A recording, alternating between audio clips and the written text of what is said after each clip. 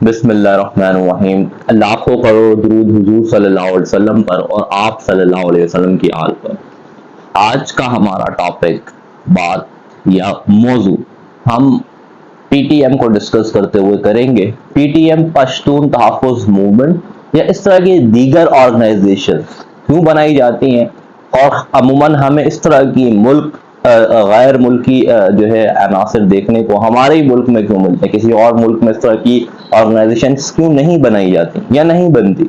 सिर्फ पाकिस्तान में ही इस तरह की मल्टीपल ऑर्गेनाइजेशन अलग अलग नामों से क्यों काम कर रही हैं। तो पश्तून तहफ़्फ़ुज़ मूवमेंट और उसकी हालिया में गुजरी हुई एक प्रोटेस्ट जो कि उन्होंने इस्लामाबाद में एक रैली की फॉर्म में किया था, उसको भी आज की इस वीडियो में हम डिस्कस करना चाहेंगे। तो पहले मैं आपको थोड़ा सा ओवरव्यू देना चाहता हूँ, थोड़ा सा बताना चाहता हूँ कि पीटीएम पश्तून तहफ़्फ़ुज़ मूवमेंट कब बनी, कैसे बनी और क्या कोइंसिडेंस से जिसकी वजह से वो लाइव स्ट्रीमिंग पे या ये कह लें कि मेन स्ट्रीम पर सबके सामने आई। तो सबसे पहले हम बात करते हैं कि पीटीएम पश्तून तहफ़्फ़ुज़ मूवमेंट 2014 में हमारे 2014 में डेरा इस्माइल खान में बनाई गई। चंद लोगों की तादाद थी जिन्होंने इस ऑर्गेनाइजेशन को बनाया। इस ऑर्गेनाइजेशन को बनाया और अब तक भी जो इनके ऑब्जेक्टिव हैं वो बहुत ज्यादा क्लियर और साफ है। उसमें कोई इस तरह की बात नहीं है जिसकी वजह से इस ऑर्गेनाइजेशन को इग्नोर किया जाए या दबाया जाए।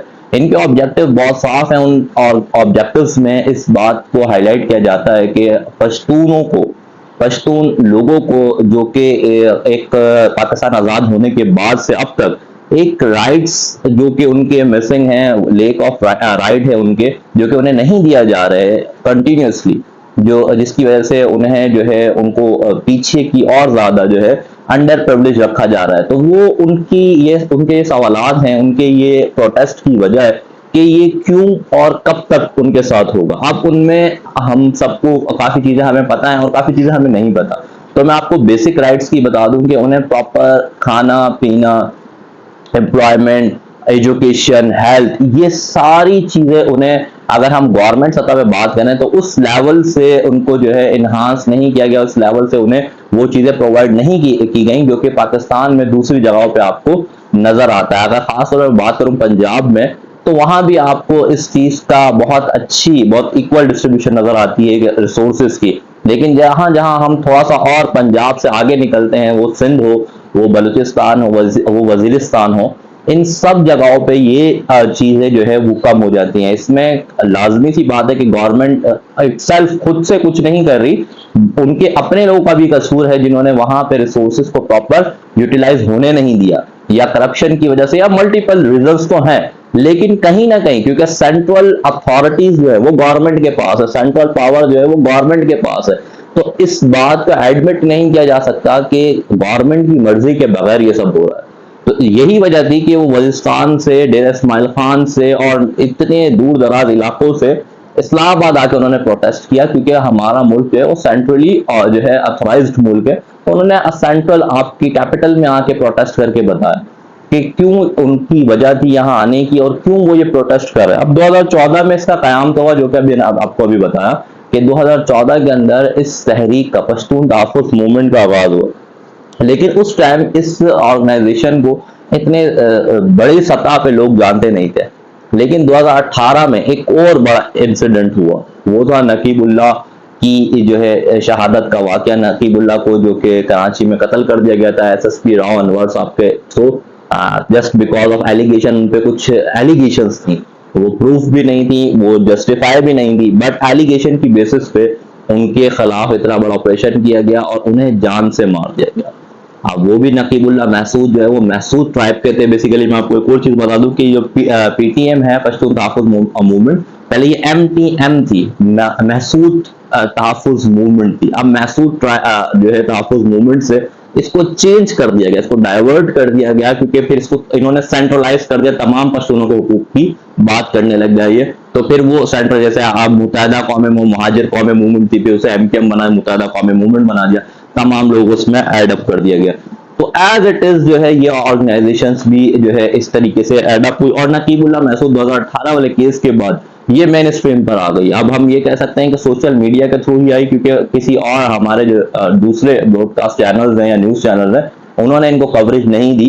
लेकिन सोशल मीडिया के थ्रू ये मेन स्ट्रीम पे आ गया। हाल ही में हमने देखा कि मंजूर पश्तीन साहब जो कि इस ऑर्गेनाइजेशन को लीड कर रहे हैं, तो उनकी काफ़ी सारी वीडियोस भी हमने सोशल मीडिया पे देखी कि जो फौज से कॉन्फ्लिक्ट उनका चल रहा था, एक सिपाही से वो बात कर रहे थे और जितने गुस्से से और जुनून से वो बात कर रहे थे, तो वो वीडियोस जो है मंजर आम पर आई और हम देख रहे हैं कि उनकी जो फैन फॉलोइंग है उसमें भी दिन ब दिन इजाफा होता जा रहा है। अब यहाँ पे एक और टर्निंग पॉइंट आया कि इस ऑर्गेनाइजेशन को अभी रिसेंटली ईमान मज़ारी ने ज्वाइन किया, और ना सिर्फ ज्वाइन किया बल्कि इनके जो है एक बहुत बड़े इजलास में शिरकत भी की, और शिरकत करने के बाद बहुत अजीब व गरीब सी तकरीर की जिसका कोई सरो पैर तो नहीं था, लेकिन वो किसी चीज़ को हाईलाइट करना चाहती थी। अब ये ऑर्गेनाइजेशंस जो कि मैंने पहले क्वेश्चन आपसे किया था कि ये क्यों बनती हैं, समटाइम्स इनके पीछे राइट और एक जस्टिफाई मोटिव होता है जो कि हम सबको नजर आता है कि अगर वो अपने हुकूक की बात करें तो जिसमें इसमें कोई गलत नहीं है,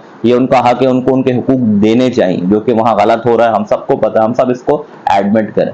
लेकिन इस तरह की तकरीर से क्या होता है, इस तरह की स्पीच से क्या होता है, ये आप जब अपने इदारों को, अपने लॉ एंड ऑर्डर को चैलेंज करते हैं, तो आई डोंट थिंक सो कि पाकिस्तान जैसे मुल्क में इस तरह आपकी बात को एडमिट किया जाएगा, इस तरह आपकी बात को माना जाएगा।